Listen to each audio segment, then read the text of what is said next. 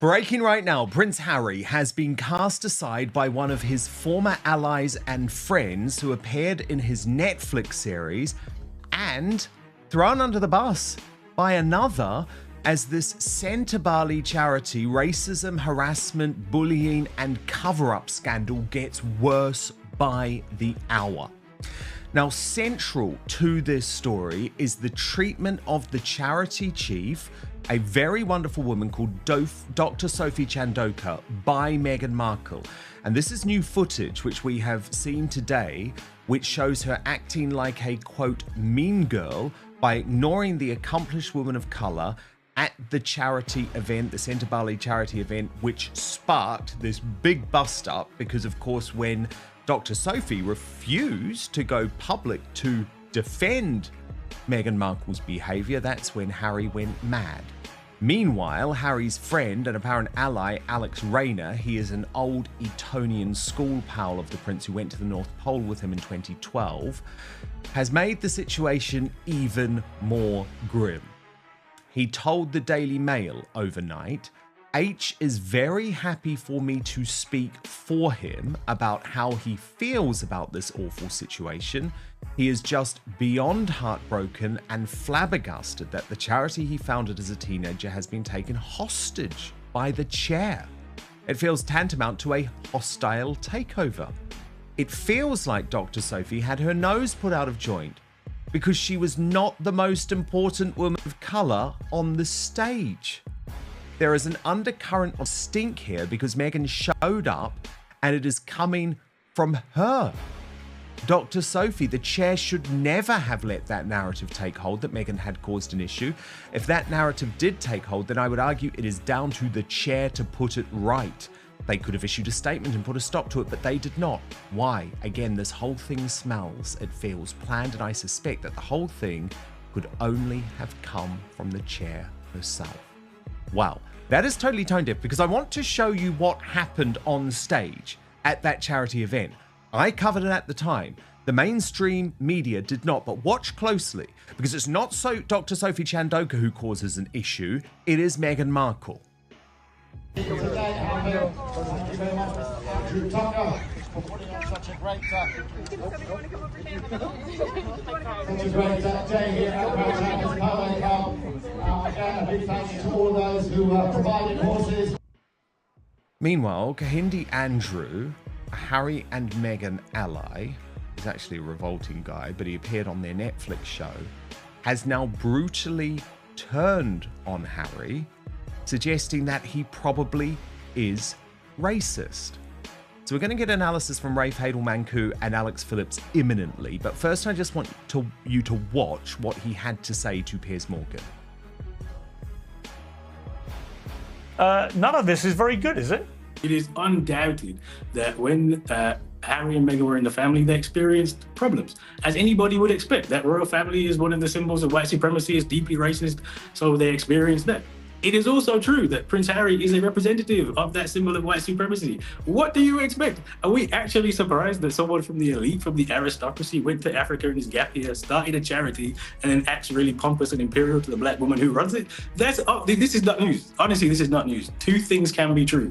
They experience racism and they complain about it, and yes, more than likely, Harry is even if these accusations aren't true, it's deeply unlikely that Prince Harry has not acted in a colonial manner in his pet project on the African continent. So, Isn't this great? It's the woke eating itself. This is why Prince Harry and Meghan Markle were so stupid to align themselves, with a man like Kahindi Andrew. He hadn't finished.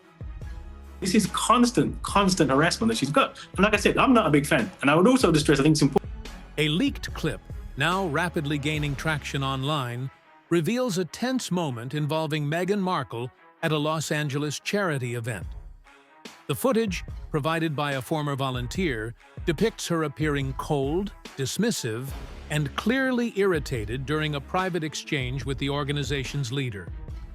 Onlookers claim Meghan abruptly interrupted the woman, rolled her eyes, and was heard saying, "Let's not waste time." This initial incident was unsettling, but what followed truly amplified concerns. Sources indicate that Meghan's behavior left the charity team deeply uncomfortable. with one staff member remarking it was the most awkward interaction we've ever had with a public figure. But the most significant development? Prince Harry was reportedly furious. Rafe Hadelman-Coote, this is an astonishing story on so many levels. Where do you want to start? Good. Well, let's start with the odious Hindi Andrews, the most vile and despicable race grifter out there. And there's quite a crowded series of contestants for that title.